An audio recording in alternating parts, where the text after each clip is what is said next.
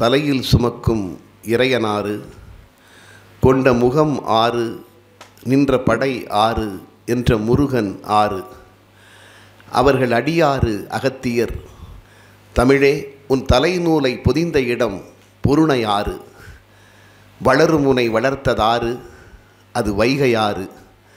அன்று ஔவையாறு, நேற்று பாரதியாறு, இன்னும் எவ்வளவோ கற்றாறு, உனக்கு உற்றாறு, உன்னை மேலும் பெற்றாறு. இதோ உன் காலடியில் கலக்க வரும் நான் ஒரு சிற்றாறு. மற்றாறு போல் இல்லை இவன் வெற்றாறு என்று அகத்தில் நினையாது. உயிரெழுத்து ஈராறு, மெய்யெழுத்து மூவாறு, தடையின்றி என் நாவில் வருமாறு தாயே நீ எந்நாளும் பரிமாறு. பிறகு மற்றாறு போல இந்த சிற்றாரும் ஒரு நாள் வற்றாத வரலாறு.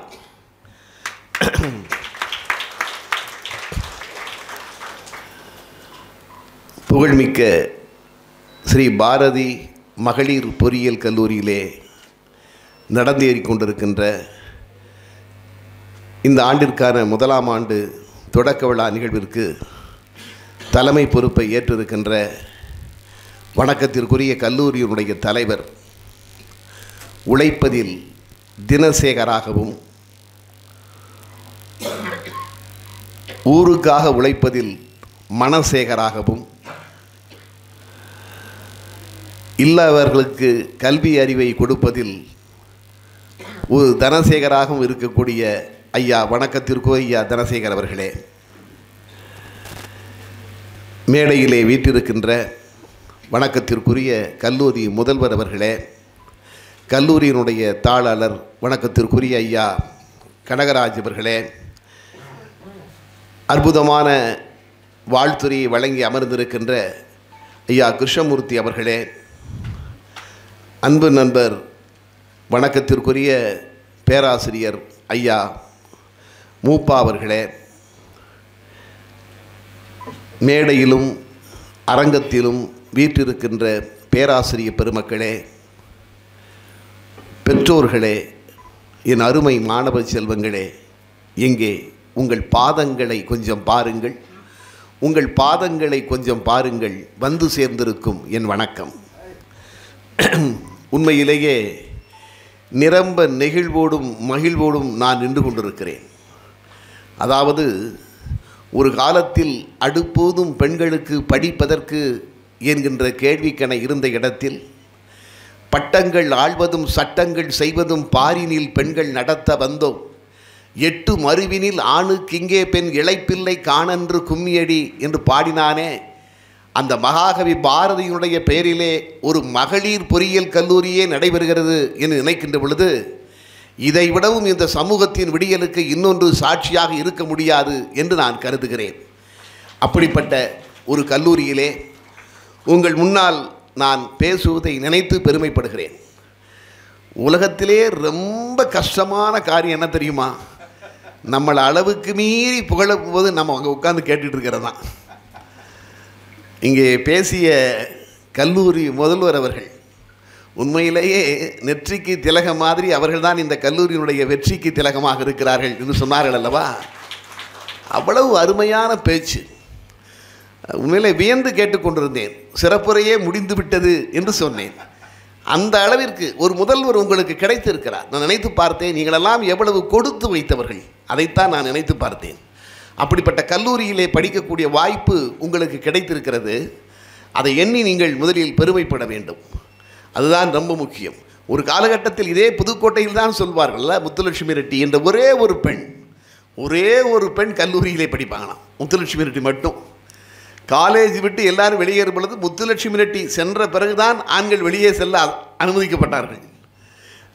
அந்த முத்துலட்சுமி ரெட்டிக்கும் மற்ற ஆண் குழந்தை மாணவர்களுக்கு நடுவில் ஒரு திரை தொங்கிக் கொண்டு இருக்கமா. எப்படியெல்லாம் நடந்திருக்கிறது நினைத்து பாருங்கள். அப்படிப்பட்ட இந்த புதுக்கோட்டையில் தான் அது சொன்ன மாதிரி தமிழ்நாடு பக்கத்தில் இருக்கிற ஒரு 8-9 மாவட்டங்களுக்கு இருக்கிற ஒரே மகளிர் பொறியியல் கல்லூரி இதுதான். எவ்வளவு வளர்ச்சி வளர்ந்திருக்கிறது பாருங்கள். எப்படி நாம் முன்னேறி கொண்டு இருக்கிறோம். அதுதான், அதைத்தான் நாம் நினைத்து பெருமைப்பட வேண்டும். இந்தியாவை முன்னேற்ற வேண்டும் என்று நம்முடைய மாண்புமிகு பாரத பிரதமர் ஒரு பக்கமும், தமிழ்நாட்டை முன்னேற்ற வேண்டும் என்று நம்முடைய மாண்புமிகு தமிழக முதல்வர் அவர்களும் கனவு கண்டு கொண்டிருக்கிறார்கள், உழைத்து கொண்டிருக்கிறார்கள் என்றால் உங்களை போன்ற பொறியாளர்களை நம்பித்தான் மறந்துவிடக்கூடாது. ஏனென்றால் அன்னை இந்திரா தான் சொன்னார், இன்ஜினியர்ஸ் பில்ட் த நேஷன். பொறியாளர்கள் தான் ஒரு தேசத்தை கட்டுவிக்கிறார்கள். இந்திரா காந்தி சொன்ன வாசகம், பொறியாளர்கள் தான் தேசத்தை கட்டுவிக்கிறார்கள். பேரறிஞர் அண்ணா முதலமைச்சராக இருக்கிறார். அவரும் அப்பொழுது மக்கள் நல்வாழ்வுத்துறை அமைச்சராக இருந்த சாதிக் பாட்ஷா 2 பேரும் திருச்சியிலே ஒரு விழாவில் கலந்து கொள்ள வந்து கொண்டிருக்கிறார்கள். அண்ணாவும் முதலமைச்சர் அண்ணா, மக்கள் நல்வாழ்வுத்துறை அமைச்சர் சாதிக் பாட்ஷா 2 பேரும் ஒரு காரில் வர்றாங்க திருச்சிக்கு. பெரம்பலூர் பக்கத்தில் ஒரு பாலத்தில் வேலை நடக்கிறது. பாலம் வேலை நடந்து சரி செய்யப்பட்டால்தான் முதலமைச்சருடைய கார் கடந்து செல்ல முடியும். முதலமைச்சர் கார் நிற்கிறது. பொறியாளர்கள் வேலை பார்த்து கொண்டிருக்கிறார்கள். நேரம் ஓடிக்கொண்டே இருக்கிறது. அமைச்சராக இருந்த சாதிக் பாட்ஷாவிற்கு கோபம் வருகிறது. பொறியாளரை அழைத்து வர செய்தார். அந்த இடத்திலே இருந்த பொறியாளரை அழைத்து வர செய்து, என்ன வேலை பார்க்கிறீர்கள்? முதலமைச்சருடைய கார் காத்து கொண்டிருக்கிறது, இவ்வளவு நேரமாக நீங்கள் வேலை பார்ப்பது என்று சாதிக் பாட்ஷா பொறியாளரிடம் சத்தமிடுகிறார். முதலமைச்சராக இருந்த அண்ணா காருக்குள் அமர்ந்து புன்னகைத்தவாறு அமர்ந்திருக்கிறார். அந்த பொறியாளரை அனுப்பிவிட்டு சாதிக் பாட்ஷா முதலமைச்சர் அண்ணாவிடம் சொன்னாராம், என்ன அண்ணா இது?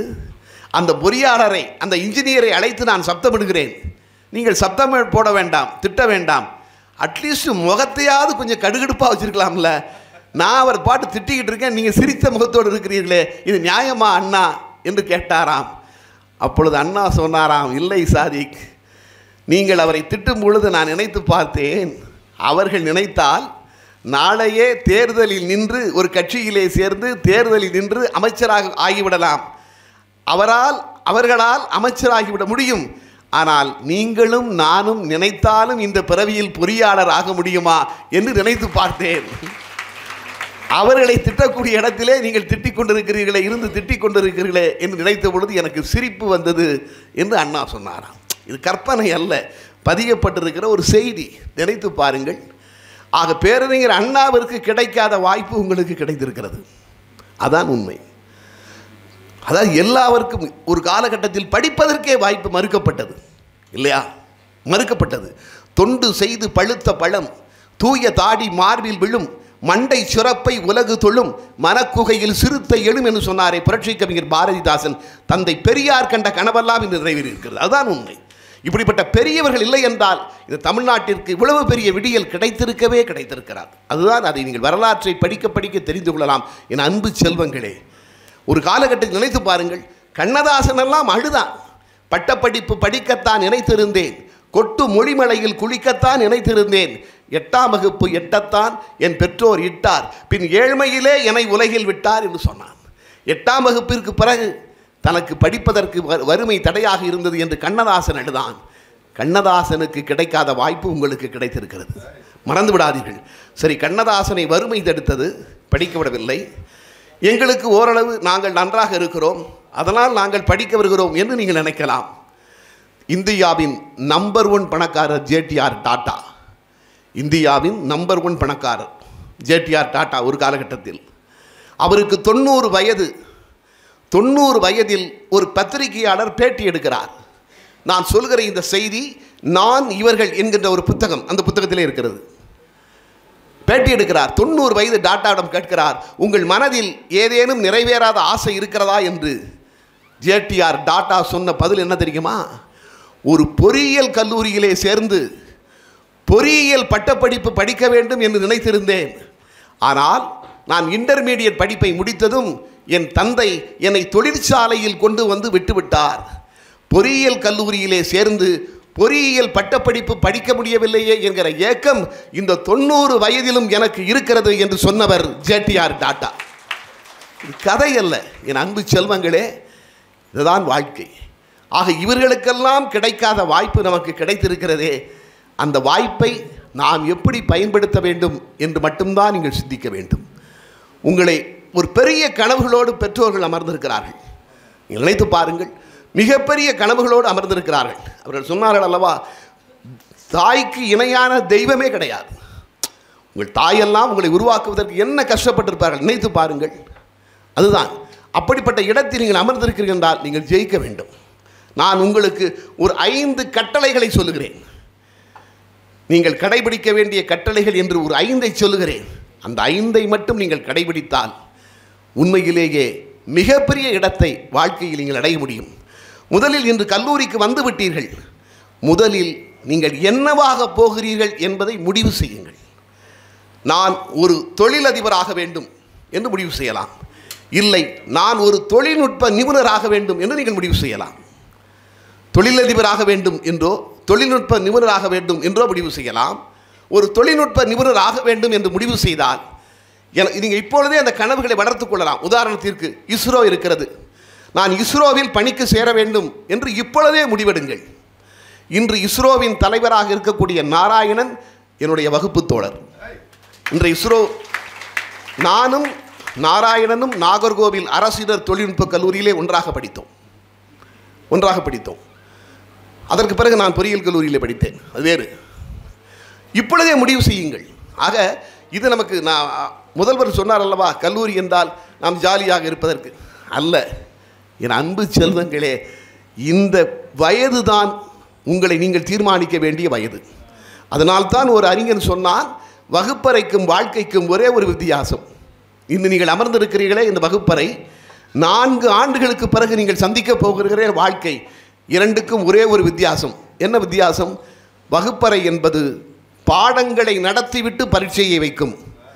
ஆனால் நாளை நீங்கள் சந்திக்க போகிற வாழ்க்கை பரீட்சையை வைத்து பாடத்தை சொல்லித்தரும். இதுதான் வகுப்பிற்கும் வாழ்க்கைக்கு வித்தியாசம். அந்த வாழ்க்கையை நீங்கள் சந்திக்க வேண்டுமென்றால் இன்றே மனதளவில் உங்களை நீங்கள் தயார் செய்து கொள்ள வேண்டும். ஏனென்றால் எல்லாவற்றிற்கும் அடிப்படை மனம்தான். மறந்து விடாதீர்கள். ஒரு மனிதன் வாழ்க்கையில் உயர்வதற்கு செல்வம் அவனுக்கு அடிப்படையாக இருக்க முடியாது, கல்வி கூட அடிப்படையாக இருக்க முடியாது. வேறு எல்லாவற்றிற்கும் மேலாக மனம்தான் முதலில் முக்கியம். அந்த மனதை சரியாக வைத்துக்கொள்ள வேண்டியதுதான் உங்களுடைய முதல் கடமை என்று நான் கருதுகிறேன். நீங்கள் இப்போ இங்கே இருக்கிறீங்கன்னா உங்கள் மனசு இங்கே இருக்கணும். நீங்கள் மட்டும் இங்கே இருந்தால் காணாது. ஆக எல்லாவற்றிற்கும் அடிப்படை மனம். கண்ணதாசன் புஷ்பமாலிகா என்கிற புத்தகத்தில் எழுதுவார். அப்பா வந்து பையன்கிட்ட கேட்பார், தம்பி, மீன்கள் நீரில் வாழ்வது உனக்கு ஆச்சரியமாக தோன்றுகிறதா? பையன் சொல்லுவான், இல்லைப்பா, தான் வாழ்கிற நீரிலேயே அது கொதித்து குழம்பாகிறதே, அதுதான் எனக்கு ஆச்சரியமாக தோன்றுகிறது. அதை சொல்லிவிட்டு கண்ணதாசன் சொல்லுவார், மீன்கள் எப்படி தான் வாழ்கிற நீரிலேயே கொதித்து குழம்பாகிறதோ அப்படித்தான் பல மனிதர்கள் தங்கள் மனங்களில் வரக்கூடிய எண்ணங்களிலேயே சிக்கி சிக்கி சீரழிந்து விடுகிறார்கள். தீதும் நன்றும் பிறர் தரவாரா சொல்லிவிட்டு அதைத்தான் அவன் பழனி என்கிற படத்தில் கண்ணதாசன் ஒரு பாட்டிலே எழுதுவார். அண்ணன் என்னடா தம்பி என்னடா அவசரமான உலகத்திலே. அந்த பாடலில் சரணத்தில் கண்ணதாசன் எழுதுவார், பெட்டை கோழிக்கு கட்டு சேவலை கட்டி வைத்தவன் யாரடா, அவை 8 குஞ்சுகள் பெற்றெடுத்ததும் சோறு போட்டவன் யாரடா, வளர்ந்த குஞ்சுகள் பிரிந்த போதிலும் வருந்தவில்லையே தாயடா, மனித ஜாதியில் துயரம் யாவுமே மனதினால் வந்த நோயடா. எல்லாவற்றிற்கும் அடிப்படை இந்த மனம்தான். இந்த மனதை பக்குவப்படுத்துகிற வித்தையை நீங்கள் கற்றுக்கொள்ள வேண்டும். அதுதான் முக்கியம். ஏன்னா இப்போ தான் உங்களுக்கு அலைவாகிற மனத்தை கொண்டிருக்கிற வயது. இந்த வயதை மட்டும் நீங்கள் கடந்து விட்டால் வாழ்க்கையில் நீங்கள் வானத்தை தொடலாம். அதுதான் உண்மை. முதலில் நீங்கள் எது ஆக வேண்டும் என்று தீர்மானியுங்கள். அது ரொம்ப முக்கியம். அது ஏன்னா நிறைய பேர் இருக்கிறார்கள், வாழ்க்கையில் பார்த்து கொண்டே இருக்கிறோம்.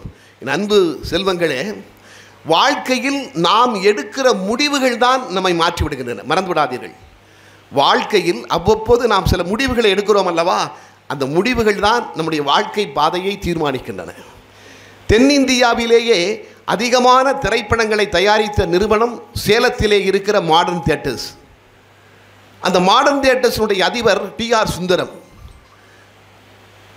அந்த டி.ஆர். சுந்தரம் அவ்வளவு கம்பீரமானவர். அவர் முன்னால் யாரும் உட்கார்ந்து பேச முடியாது.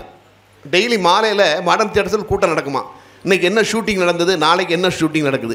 வாழ்க்கையில் எப்படி முடிவெடுக்க வேண்டும் என்பதற்காகத்தான் இந்த சம்பவத்தை நான் சொல்லுகிறேன். அப்படிப்பட்ட அற்புதமான மனிதர் டி.ஆர். சுந்தரம். உங்களுக்கு தெரியும், அலிபாபாவும் 40 திருடலும் என்று ஒரு படம், எம்ஜிஆர் நடித்த படம்.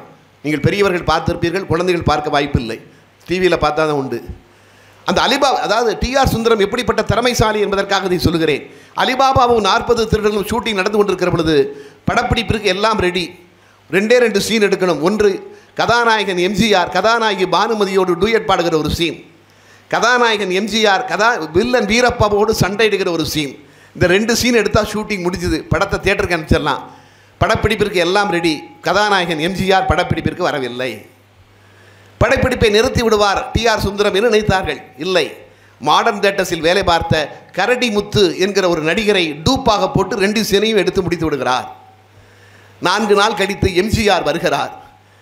வந்து சொல்கிறார் முதலாளி. அவர் எல்லோரும் முதலாளி என்று தான் டிஆர் சுந்தரத்தை அழைப்பார்கள். முதலாளி, என்னால் பிரச்சனை வர முடியலை. பரவாயில்லை ராமச்சந்திரா, வந்து தான் வந்த படத்தை ஒரு தடவை பார்த்துட்டு போ. எம்ஜிஆர் தான் நடித்த அலிபாபாவும் 40 திருளும் படத்தை பார்க்கிறார். எம்ஜிஆராலேயே கண்டுபிடிக்க முடியவில்லையாம் அந்த சீனில் நடிச்சிருக்கு தானா டூப்பான்னு. அவ்வளவு திறமைசாலி. அவர் முன்னால் யாரும் உட்கார்ந்து பேச முடியாது. டிஆர் சுந்தரத்தின் முன்னால் அந்த முதலாளி என்று அவரை பற்றி ஒரு புத்தகம் வந்திருக்கிறது. வானதி பதிப்பகம் அந்த புத்தகத்தை வெளியிட்டிருக்கிறது. அந்த புத்தகத்தில் இருக்கிற செய்தி தான் இது. அதில் எழுதுகிறார்கள், அவர் முன்னால் யாரும் உட்கார்ந்து பேச முடியாது. தினமும் மாலையிலே கூட்டம் நடக்கும். இன்றைக்கி என்ன ஷூட்டிங் நடந்தது, நாளைக்கு என்ன நடக்க போகுது, யாருக்கும் நாற்காலி கிடைக்காது. ஆனால் ஒரே ஒரு இளைஞர் வந்தால் மட்டும் நாற்காலி கொடுக்கப்படும். அவர் வந்ததும் நாற்காலி போடப்படும். அந்த இளைஞர் மட்டும் நாற்காலியில் உட்கார்ந்து பேசுவார். அவர் சென்றதும் நாற்காலி எடுக்கப்பட்டு விடும். அந்த இளைஞர் டிஆர் சுந்தரத்தை விட வயதானவரா? இல்லை, இளைஞர் ஏற்கனவே சொல்லிட்டேன், 25 வயசு. டிஆர் சுந்தரத்தை விட பணக்காரரா? இல்லை. அந்த இளைஞர் மாடர்ன் தியேட்டர்ஸில் மாதம் 500 ரூபாய் சம்பளத்திற்கு வேலை பார்க்கிறார். நான் சொல்வது 1950. அவர் ஒரு கட்சியில் இருக்கார், பெரிய பதவியில் இருக்காரா? ஒரு கவுன்சிலர் பதவியில் கூட அவர் கிடையாது. அவருக்கு மட்டும் இங்கே நாற்காலி ஏன்? அதில் எழுதுகிறார்கள், அவருக்குள் இருந்த வசனம் எழுதுகிற ஆற்றல், அவரிடம் இருந்த தமிழ். அந்த இளைஞரின் பெயர் மு. கருணாநிதி என்று எழுதுகிறார்கள். இது எதற்காக நான் சொல்ல வர சம்பவம் இதுவல்ல. என்னவென்றால், மாடர்ன் தியேட்டர்ஸுடைய படம் மந்திரி குமாரி. என் அன்பு செல்வங்களே, மந்திரி குமாரி என்கிற ஒரு படம் 1950 ஜூன் மாதம் வெளிவந்த படம். அந்த படம் வெளிவந்த பிறகுதான் கருணாநிதி என்கிற பெயரும் எம்ஜிஆர் என்கிற பெயரும் தமிழ்நாட்டில் பிரபலமாகிறது. இப்பொழுது கலைஞரை மாடர்ன் தியேட்டர்ஸை விட்டு வெளியே விடக்கூடாது என்று டிஆர் சுந்தரம் நினைக்கிறார். அந்த நேரத்தில் அங்கே படம் எடுக்க வந்த கலைவாணர் NS கிருஷ்ணன் கலைஞரை சென்னைக்கு புறப்படுகிறார். நான் சொல்ல வருகிற செய்தி இதுதான். 500 ரூபாய் சம்பளம் கொடுத்து கொண்டிருந்த மாடர்ன் தியேட்டர்ஸ் டிஆர் சுந்தரம் என்ன சொல்கிறார், நீங்கள் சேலத்திலேயே இருங்கள், உங்களுக்கு இனிமேல் மாதம் 5000 ரூபாய் சம்பளம் தருகிறேன். 500 ரூபாயிலிருந்து 10 மடங்கு சம்பளம், 5000 ரூபாய் சம்பளம் தருகிறேன், நீங்கள் சேலத்திலேயே இருங்கள் என்று சொல்கிறார். கலைஞர் யோசிக்கிறார். நான் சொல்கிற காலத்தில் 5000 என்பது ஒரு பவுன் தங்கம் 80 ரூபாய். ஒரு பவுன் டெய்லி அவராது அதான் மாதம் 60 பவுன் வாங்கலாம். இப்போ வீட்டிலேருந்து நீங்கள் 100 ரூபா வாங்கிட்டு ஒரு பவுன் தங்கம் வாங்கிட்டு வீட்டுக்கு போயிடலாம். அந்த காலகட்டம். அப்போ பாருங்கள், அவர் நினைத்தால் மாதம் 60 பவுன் தங்கம் வாங்கக்கூடிய அளவிற்கு செல்வம். இன்றைக்கி 40 லட்சம் ரூபா இருக்குமா அந்த விலை? அது இப்போ 40 லட்சம், இன்னும் 1 மணி நேரம் கழிச்சு இன்னும் கூடிடும் தங்கத்தினுடைய விலை. ஆக கலைஞர் என்ன முடிவெடுக்கிறார், 5000 ரூபாய் பெரிதல்ல, சென்னைக்கு செல்வது தான் பெரிது. சென்னையில் போய் இருந்தால்தான் நிறைய படங்களுக்கு எழுத முடியும், நிறைய கட்சி கூட்டங்களில் கலந்து கொள்ள முடியும் என்று கலைஞர் முடிவெடுக்கிறார். ஆக சில நேரத்தில் பணம் அதிகமாக இருக்கிறது என்பதற்காக கூட நம்முடைய வளர்ச்சியை நாம் தடுத்துவிடக்கூடாது, சரியான முடிவெடுக்க வேண்டும் என்று எனக்கு இந்த சம்பவம் சொல்லித் தருகிறது. அவர் சேலத்திலேயே 5000 ரூபாய் கிடைக்கிறது என்று நினைத்து கலைஞர் சேலத்திலேயே இருந்திருந்தால் 5 முறை கோடிக்கணக்கான தமிழர்களின் நாடிக்கணக்காக இருந்த ஒரு முதலமைச்சராக தமிழ்நாட்டிற்கு ஆகியிருக்க முடியுமா? எவ்வளவு பெரிய வளர்ச்சி தடைபட்டிருக்கும். ஆக வாழ்க்கையில் நீங்கள் அவ்வப்போது எடுக்கக்கூடிய முடிவுகள் மறந்துடாதீங்க, அதுதான் உங்கள் வாழ்க்கையை மாற்றி விடுகிறது. அதற்கு நீங்கள் கவனமாக இருக்க வேண்டும். வகுப்பில் பாடம் நடத்தும் போது கவனிங்கன்னு சொல்லுவாங்க இல்லையா? என் அன்பு செல்வங்களே, ஒரு நொடியில் கவனிக்க தவறினால் கூட சில வாழ்க்கையை இழந்து விடுவார்கள் என்பதற்கு வரலாற்றிலே நிறைய உதாரணங்கள் இருக்கின்றன. நீங்கள் உங்கள் பாட புத்தகங்களை மட்டும் படித்தால் போதாது. அதான் சொன்னாங்க, நல்ல நல்ல புத்தகங்களை, வாழ்க்கை வரலாறுகளை தேடி நீங்கள் வாசிக்க வேண்டும். அதுதான் உங்களுக்கு மிகப்பெரிய ஆயுதமாக உங்கள் உள்ளத்திற்கு கிடைக்கும். நீங்கள் சுவாமி விவேகானந்தரை பற்றி தெரிந்திருப்பீர்கள். சுவாமி விவேகானந்தரை பற்றி இன்று இந்தியாவே கொண்டாடுகிற ஒரு வீர துறவி விவேகானந்தர் இல்லையா? விவேகானந்தர் உங்களை மாதிரி காலேஜில் படித்தார். கல்கத்தாவில் ஒரு நாள் கிளாஸில் உட்காந்துருக்காரு, முதல் பெஞ்சில் உட்காந்துருக்காரு. அவர் பேர் நரேந்திரன். விவேகானந்தருங்கிற பேரே அப்போ கிடையாது, அவர் பேர் நரேந்திரன். நரேந்திரன் முதல் பெஞ்சில் உட்காந்துருக்காரு. அது ஒரு கிறிஸ்டின் காலேஜ். வில்லியம் ஹேஸ்டின்னு ஒரு ஆசிரியர், அவர் வந்து வேர்ட்ஸ்வொர்த்தினுடைய எக்ஸ்கர்ஷன் என்கிற கவிதையை நடத்துகிறார். நல்லா பாருங்கள், கிறிஸ்டின் காலேஜ், வில்லியம் ஹேஸ்டி என்கிற ஒரு கிறிஸ்தவ பேராசிரியர் எக்ஸ்கர்ஷன்கிற வேர்ட்ஸ்வொர்த் எழுதிய கவிதையை நடத்துகிறாரு. நடத்தும்போது சொல்கிறாரு, வாழ்க்கையில் அடிக்கடி சுற்றுலா போக வேண்டும், அப்படியே வீட்டிலே இருக்கக்கூடாது, சாப்பிட்டு நிறைய டூர் போங்க, ஃபேமிலியோட டூர் போங்க. டூர் போகிறதுனால என்ன நன்மை? நம்ம நிறைய இடங்களை பார்ப்பது மட்டுமல்ல, நம்முடைய மனதிற்கு ஒரு புத்துணர்ச்சி கிடைக்கும். புதிய புதிய இடங்களை பார்க்கின்ற பொழுது நம்முடைய மனதிற்கு ஒரு புத்துணர்ச்சி கிடைக்கும் சொல்லிவிட்டு அந்த வில்லியம் ஹேஸ்டி சொன்னாராம், ஆனால் சமீபத்தில் நான் ஒரு பெரியவரை சந்தித்தேன். அவருக்கு இருந்த ஆற்றல் என்னவென்றால், நினைத்த மாத்திரத்தில் தன்னுடைய மனதை ஒரு புத்துணர்ச்சி நிலைமைக்கு கொண்டு வந்து விடுகிறார். அவருடைய பெயர் ராமகிருஷ்ண பரமஹம்சர் என்று சொல்கிறார். இதை முதல் பெஞ்சில் உட்கார்ந்திருந்த நரேந்திரன் என்கிற மாணவர் கவனிக்கிறார். அவருக்கு அப்பந்தான் மனசுக்குள்ளே விழுது, யார் இந்த ராமகிருஷ்ண பரமஹம்சர்? அன்றுதான் தொடங்குகிறது. நினைத்து பாருங்கள் என் அன்பானவர்களே, ஒரு நொடியில் அந்த ஆசிரியர் உதிர்த்த ஒரு சொல் நரேந்திரன் என்கிற மாணவனையே விவேகானந்தர் என்கிற ஒரு மாபெரும் துறவியாக மாற்றிவிடுகிறது. அதனால தான் சொல்கிறாங்க, தயவு செய்து வகுப்பை கவனியுங்கள், தயவு செய்து கவனியுங்கள். முதல் வெற்றி, நீங்கள் வந்து யாராக ஆக வேண்டும் என்று தீர்மானிக்கிறீர்கள், நிறைய புத்தகங்களை படிக்கிறீர்கள், வகுப்புகளை கவனிக்கிறீர்கள். அது மட்டும் இல்லை, நீங்கள் வந்து யாராக ஆக வேண்டும் என்று நினைக்கிறீர்களோ அதற்கான முயற்சியும் பயிற்சியும் உங்களுக்கு தேவை. உங்களை மாதிரிங்க ஒரு ஸ்டூடெண்ட்டு, நீங்கள் சொன்னீங்களா, ஐயா சொன்னாங்கள்ல, எவ்வளவு நாங்கள் கஷ்டப்பட்டு படித்தோம், எங்கள் அப்பா அவ்வளோ தான் படிச்சிருந்தாங்க, 2ஆம் வகுப்பு தான் சொன்னாங்கல்ல. அதே மாதிரி எனக்கு ஒருத்தரை பார்க்குறேங்க, உங்களை மாதிரியே அவர் ஒரு இன்ஜினியரிங் ஸ்டூடெண்ட் ஒரு காலகட்டத்தில். ஒரு பையன், அந்த பையன் பேர் மூர்த்தி. அந்த பையன் பேர் மூர்த்தி. அவன் பிறந்தது மைசூர் மாகாணம். இந்த இடத்துல நான் இன்னொன்று உங்களுக்கு முக்கியமாக சொல்லுவேன். எல்லோரும் அமர்ந்திருக்கிறீர்கள், +2 முடிச்சுட்டு வந்திருக்கீங்க. நான் இடையில ஒரு சின்ன கேள்வி உங்கள்கிட்ட கேட்பேன். என்னுடைய பேச்சுக்கு நடுவில் ரொம்ப ஒரு சாதாரண கேள்விங்க, ஒன்றும் இல்லை. உயிரெழுத்து 12, மெய்யெழுத்து 18 இருக்குல்ல. உயிரெழுத்து இப்போ ஆனால 5 வார்த்தை சொன்னால் சொல்லுவீங்கள்ல, ஆவனால் 5 வார்த்தை சொன்னால் சொல்லுவீங்கள்ல. இதே மாதிரி நான் ஒரு எழுத்தை சொல்லி நான் 5 வார்த்தை கேட்பேன். 5 வார்த்தை யார் சொன்னாலும் ஒரு வார்த்தைக்கு 100 ரூபா, 500 ரூபா நான் கொடுத்துருவேன். ரைட்டுங்களா? நான் 500 ரூபாய் தனியாக வச்சுருக்கேன். இடையில அந்த கேள்வி வரும். இதுதான், வேறு எந்த கேள்வியும் கிடையாது. தமிழில் ஒரு எழுத்தை சொல்லி அந்த எழுத்தில் எனக்கு 5 வார்த்தை சொல்லுங்கன்னு கேட்பேன். அதை மட்டும் நீங்கள் சொன்னால் போதும். சரிங்களா? சரி, இப்போ நம்ம மூர்த்திகிட்ட வருவோம். 500 ரூபாய் அப்படி இருக்கட்டும். மூர்த்திக்கு வந்து அந்த வீட்டில் வந்து ஒரு 5 பெண் குழந்தைகள், 3 ஆண் குழந்தைகள் வைத்துக்கொள்ளுங்கள், 8 பேர் மூர்த்தி வீட்டில். அவங்க அப்பா அம்மா, அவங்க பாட்டி, இவ்வளோ பேர் வீடு. அவங்க அப்பா வந்து ஒரு ஆசிரியர் மைசூரில். அப்பாவுக்கு மாதம் 250 ரூபா சம்பளம். நான் சொல்வது 1950கள். 250 ரூபா சம்பளம். மூர்த்தி வீட்டில், அதாவது சரியாக இருக்குமா எல்லாமே, பெரிய ரொம்ப வறுமையும் கிடையாது, பெரிய வசதியும் கிடையாது. வருஷத்தில் ஒரு தடவை தான் ட்ரெஸ் எடுப்பாங்களாம் வீட்டில் எல்லாருக்கும். அந்த மைசூர் திருவிழா வரும்பொழுது எல்லாருக்கும் 3-4 ட்ரெஸ் எடுத்து கொடுத்துருவாங்க, அவ்வளோதான். அதோட அதுக்கப்புறம் கிடையாது. மூர்த்திக்கு வந்து தோசை சாப்பிடணும்னு ஆசை வருமா. தோசை வீட்டில் அம்மாட்ட போய், அம்மா தோசை கொடுமா. அப்படிலாம் நினச்ச நேரம் தோசை போட முடியாது, நமக்கு அந்த அளவுக்கு வசதி கிடையாது. முக்கியமான நாளில் தான் தோசைலாம் செய்ய முடியும்.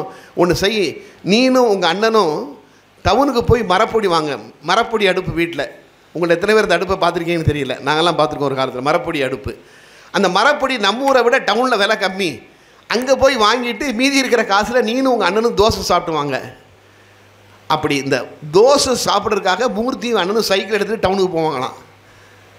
அந்த மூர்த்தி 10வது வகுப்பில் மாநிலத்திலே 4வது ரேங்க், 4th ரேங்க் ஸ்டேட்லே. அப்பாட்ட ஓடோடி போய் சொல்கிறாரு, அப்பா நான் 4th ரேங்க் வாங்கிட்டப்பாங்கிறாரு. அப்பா வந்து 4th ரேங்கா, முதல் 3 ரேங்க் எங்கடா போச்சு அப்படிங்கிறாரு. ஓடி வந்து அம்மாட்ட சொல்லி அழுதார். அப்பா என்னை பாராட்டவே இல்லைம்மா, திட்டுறாருமா அப்படின்னு. அதோடு முடிந்தது. +2 இன்டர்மீடியட் கோர்ஸ். இன்டர்மீடியட்டில் மாநிலத்திலேயே 3வது ரேங்க் மூர்த்தி எடுக்கிறார். அப்பா அப்பாட்ட போய் சொல்கிறார், அப்பா எனக்கு 3rd ரேங்க் கிடச்சிருக்கப்பான்னு. முதல் 2 ரேங்க் எங்கடா போச்சு அப்பா. அம்மா மடியில் விழுந்து அழுதாராம் மூர்த்தி. அப்பா அம்மா சொன்னாலாம், ஒன்றும் இல்லைடா தம்பி, நீ எப்போ எதில் இருந்தாலும் முதல் ஆளாக இருக்கணும்னு உங்கள் அப்பா ஆசைப்படுறாருடா. எந்த இடத்தில் நீ இருந்தாலும் நம்பர் 1ஆக இருக்க வேண்டும் என்று உன் தந்தை விரும்புகிறார். அதனால தான்டா அப்படி சொல்கிறாரு என்று ஆறுதல் படுத்தி இருக்கிறார். உங்களே மாதிரி மூர்த்திக்கு ஆசை இன்ஜினியரிங் படிக்கணும்னு. அதுவும் இன்ஜினியரிங்னா ஐஐடியில் சேர்ந்து படிக்கணும். அப்போ அவர் மைசூரில் வாழுகிறார், பெங்களூரில் ஐஐடி இருக்குது. மூர்த்தி எக்ஸாம் எழுதுகிறார். 1200 பேர் செலக்ட் பண்ணப்படுவார்கள் அந்த காலகட்டத்தில் ஐஐடிக்கு. அவருக்கு இந்தியாவிலேயே 18வது ரேங்க் கிடைக்கிறது மூர்த்திக்கு. நல்லா பாருங்கள், என்ட்ரன்ஸ் எக்ஸாமில் இந்தியாவிலேயே 18வது ரேங்க். அவரும் நண்பர்களும் சேர்ந்து கம்பைன் ஸ்டடி படிச்சிருக்காங்க. 18வது ரேங்க் கிடைச்ச உடனே ஓடோடி போய் அப்பாட்ட சொல்கிறார், அப்பா எனக்கு ஐஐடி செலக்ட் ஆகிடுச்சுப்பா, இந்தியாவிலே 18வது ரேங்க்குப்பா, நான் எந்த ஐஐடியிலும் சேர்ந்து படிக்கலாம்ப்பாங்க. அப்பா அப்படி பார்த்துட்டு, ஏண்டா உன்னை ஐஐடியில் சேர்த்து படிக்க வைக்கன்னு யாரடா சொன்னா? அவங்க அப்பா, எப்படிடா உன்னைய என்னால் ஐஐடியில் சேர்த்து படிக்க வைக்க முடியும்? உள்ளூர்லையா இருக்குது ஐஐடி? நீ பெங்களூர் போகணும், ஹாஸ்டலில் தங்கணும், ஹாஸ்டல் ஃபீஸ் யார் கட்ட முடியும்? வேண்டாம் மூர்த்தி, உன்னுடைய தம்பி தங்கைகளும் படிக்கணும், நீயும் படிக்கணும். உன்னை வெளியூர் அனுப்பி என்னால் படிக்க வைக்க முடியாது. நீ உள்ளூரிலே இருக்கிற இன்ஜினியரிங் காலேஜில் வேணால் படி. அதனால் மைசூரில் இருக்கிற இன்ஜினியரிங் காலேஜில் படிக்க வேண்டும் என்று குடும்பம் முடிவு செய்கிறது. மூர்த்தியை விடவும் குறைவான மதிப்பெண்கள் எடுத்த அவருடைய நண்பர்கள் இருக்க பார்த்தீங்களா, எல்லாரும் ஐஐடிக்கு இடம் கிடச்சி கிளம்புறாங்க. மூர்த்தி அவர்களை எல்லாம் ரயில்வே நிலையம் சென்று வழி அனுப்புகிறார். அந்த ரயில் போக போக மூர்த்தி கை அசைய அசைய கண்களிலிருந்து தாரை தாரையாக கண்ணீர் ஊற்றுகிறது மூர்த்திக்கு. இந்த ஐஐடியில் படிக்கலாம் என்னுடைய கனவு, வறுமை என்னை தடுத்து விட்டதே என்று மூர்த்தி அழுது கொண்டே நண்பர்களை வழி அனுப்பி வைக்கிறார். அதற்கு பிறகு என்ன நடந்தது தெரியுமா என் அன்பு செல்வங்களே? மூர்த்தி உள்ளூரிலே இருக்கிற இன்ஜினியரிங் காலேஜில் படித்தார். இன்ஜினியரிங் காலேஜிலே நம்பர் 1 ஃபஸ்ட் ரேங்க். அதனால் அவருக்கு கான்பூர் ஐஐடியில் படிப்பதற்கு ஸ்காலர்ஷிப் கிடைத்தது. தன்னுடைய மாஸ்டர் டிகிரியை கான்பூர் ஐஐடியில் முடித்தார். அதாவது இப்போ நான் சொல்கிறேன், எந்த மூர்த்தியை வறுமை ஐஐடியில் படிக்க விடவில்லையோ அந்த மூர்த்தி இன்று நடத்துகிற கம்பெனியில், ஏன்னா மூர்த்திக்கு நான் ஒரு தொழிலதிபர் ஆக வேண்டும், அதான் அவருக்கு ஆசை. அந்த மூர்த்தி இன்று நடத்துகிற கம்பெனியில் தங்களுக்கு வேலை கிடைக்காதா என்று ஐஐடியில் வேலை பார்க்கிறவர்களெல்லாம் நினைக்கிறார்கள். 10,000 ரூபாய் முதலீட்டில் தன் மனைவியின் நகைகளை அடகு வைத்து ஆரம்பித்த மூர்த்தி தான் இன்று 10,000 கோடிக்கு சொந்தமாக இருக்கக்கூடிய இன்ஃபோசிஸ் அதிபர் நாராயணமூர்த்தி. மறந்து விடாதீர்கள், நினச்சி பாருங்க. ஒரு சாதாரண விஷயங்க, எவ்வளவு தூரம் உந்துதல் இருந்திருக்கிற மனதில் நினைத்து பாருங்கள். நினைத்த கல்லூரியில் படிக்க முடியவில்லை, ஆனால் உங்களுக்கு அப்படி அல்ல. உங்களுக்கு நினைத்த கல்லூரியில், ஒரு அற்புதமான பொறியியல் கல்லூரியிலே படிக்கக்கூடிய வாய்ப்பு உங்களுக்கு கிடைத்திருக்கிறது. அப்படிப்பட்ட பெற்றோர்கள் உங்களுக்கு கிடைத்திருக்கிறார்கள். உங்களை நடத்தக்கூடிய ஒரு அற்புதமான பேராசிரியர் பெருமக்கள் உங்களுக்கு கிடைத்திருக்கிறார்கள். அப்படியானால் வாழ்க்கையில் நான் ஏன் ஜெயிக்க முடியாது என்று நீங்கள் நினைக்க வேண்டும். அதுதான் இப்படிப்பட்ட வரலாறுகள், இதுதான் நமக்கு பாடமாக அமைகின்றன. ஆக நீங்கள் ஏன், எப்படி, என்ன செய்ய வேண்டும், நீங்கள் எதுதான் என்று முடிவு செய்த பிறகு அந்த முயற்சியும் பயிற்சியும் தான் உங்களை உருவாக்கும். நான் என்ன வாகனம் என்று நீங்கள் முடிவு செய்து விடுவீர்கள். அதற்கு பிறகு அதை நோக்கியே உங்களுடைய முயற்சியும் பயிற்சியும் இருக்கணும். அதான் ரொம்ப முக்கியம். ராமகிருஷ்ண பரமஹம்சர் ஒரு கூட்டத்தில் பேசிட்டு இருந்தாராம். பேசிட்டு இருக்கும்போது சொன்னாராம், நேற்று இரவு நான் கனவில் காளியை சந்தித்தேன், காளியை சந்தித்து பேசினேனாராம். உடனே கூட்டத்திலேருந்து ஒருத்தர் எந்திரிச்சு, நான் கடவுளை சந்திக்க முடியுமா, ஏற்பாடு செய்ய முடியுமான்னு கேட்டிருக்காரு. அப்போ ராமகிருஷ்ணன் கேட்டாரா, நீங்கள் என்னவாக இருக்கிறீர்கள் என்று. நான் மருத்துவராக இருக்கிறேன், டாக்டராக இருக்கேன்னு. உடனே ராமகிருஷ்ணர் கேட்டாராம், அப்படியா, என்னை நீங்கள் மருத்துவராக்க முடியுமா என்று கேட்டிருக்கிறார். அதற்கு அந்த டாக்டர் அங்கேருந்து சொன்னாரா, நான் எப்படி உங்களை டாக்டராக்க முடியும், அதுக்குன்னு மெடிக்கல் காலேஜ்னு ஒன்று இருக்குது, அங்கே சேர்ந்து படித்தா தான் நீங்கள் டாக்டராக முடியும்னு. உடனே ராமகிருஷ்ணன் சொன்னாராம், நோயாளிகளை சந்திக்கக்கூடிய மருத்துவர் ஆக வேண்டும் என்றாலே ஒரு கல்லூரியில் சேர்ந்து முறைப்படி படிக்க வேண்டும் என்று சொல்லுகிறீர்களே, எல்லோரையும் காக்கக்கூடிய அந்த கடவுளை சந்திக்க வேண்டும் என்றால் அதற்கும் சில நெறிமுறைகள் இருக்கின்றன, அப்படி நடந்தால் நீங்களும் கடவுளை சந்திக்கலாம் என்று சொன்னார். எதற்குமே முறை என்று ஒன்று இருக்கிறது, அதான் முக்கியம். அப்படி முயற்சியும் பயிற்சியும் இருந்தால் வாழ்க்கையில் நீங்கள் முன்னேறலாம் என்பதற்கு இப்படிப்பட்ட வரலாறுகள் தான். என்னென்னா அதுதான் முதல்ல. என் அன்பு செல்வங்களே, தயவு செய்து நம்மால் எதுவும் முடியாது என்று நீங்கள் நினைக்கவே நினைக்காதீர்கள். அதுதான் ரொம்ப முக்கியம். விழுந்து கிடந்தால் பூமி உனக்கு படுக்கையாகிறது, எழுந்து நடந்தால் அதுவே உனக்கு பாதையாகிறது. மேத்தா சொன்னார், விழுந்து கிடந்தால் பூமி உனக்கு படுக்கையாகிறது, எழுந்து நடந்தால் அதுவே உனக்கு பாதையாகிறது. 10வது முறை விழுந்தவனை பார்த்து பூமி சொன்னது, நீதானே 9 முறை எழுந்தவன். ஈரோடு தமிழன்பன். சுற்றும் வரை நெருப்பு, சுற்றும் வரை பூமி, சுடும் வரை நெருப்பு, போராடும் வரை நீ மனிதன். வைரமுத்து. மனிதன் காற்றை சுவாசிப்பதால் வாழ்வதில்லை, நம்பிக்கைகளை சுவாசிப்பதால் தான் வாழ்கிறான். இதுதான் வலம்புரிஜான். எல்லாவற்றிற்கும் மேலாக சுவாமி விவேகானந்தர் சொன்னார், உலக வரலாறு என்பது என்ன? உலக வரலாறு என்பது என்ன? தன்னம்பிக்கை கொண்ட சில மனிதர்களின் வாழ்க்கை குறிப்பு தான் உலக வரலாறு. நீங்கள் புதுக்கோட்டையினுடைய வரலாற்றை எழுதுகிறீர்கள் என்றால், பக்கத்திலே இருக்கிற ஒரு 8-9 மாவட்டங்களுக்கான ஒரே பொறியியல் கல்லூரி, மகளிர் பொறியியல் கல்லூரியை இங்கே தனசேகரன் என்பவர் நடத்தி கொண்டிருக்கிறார். பிற்காலத்தில் நடத்தி கொண்டிருந்தார். ஆக உலக வரலாறு என்பது தன்னம்பிக்கை கொண்ட சில மனிதர்களின் வாழ்க்கை குறிப்பு தான் உலக வரலாறு. அதைத்தான் சுவாமி சொன்னார். ஆக அப்படிப்பட்ட மனிதர்களாக நீங்களை உங்களை மாற்றிக்கொள்ள வேண்டும். அதற்கு ஈடு இணையே கிடையாது என்பதுதான் முக்கியம். ஏனென்றால் நீங்கள் வாழ்க்கையில் நினைத்து பாருங்கள், எவ்வளவோ சம்பவங்கள் நடந்து கொண்டு நாம் அதுவாக மாறலாம் என்றார் விவேகானந்தர். நீ எதை நினைக்கிறாயோ அதுவாகவோ மாறிவிடுவா என்று சொன்னார். கவியரசர் கண்ணதாசன் ஒரு பாடலில் சொன்னான், தான் பெற்ற பிள்ளையை ஏன் பெற்றோம் என்று தான் தாய் என்று மாண்டு போனாள், தந்தையும் இப்பிள்ளை உருப்படாது என்று தான் தணலிலே வெந்து போனான், ஊன்பெற்ற யானுமே உயிர் கொள்ள வைத்தவன் உயரத்தில் ஒளிந்து கொண்டான், உள்ளத்தில் என்றென்றும் தமிழன்னை மட்டுமே உறவாக வந்து நின்றாள். என்னை அப்பா கைவிட்டுட்டார், அம்மா கைவிட்டா, இறைவன் கூட என்னை கைவிட்டு விட்டான், ஆனால் என் தமிழ் என்னை கைவிடவில்லை என்று சொன்னான் கண்ணதாசன். அதனால் தான் கடைசி வரை இன்று வரை வாழ்ந்து கொண்டிருக்கிறான். ஆக நாம் எதுவாக நினைக்கிறோமோ அதுவாக மாறிவிடுவோம்.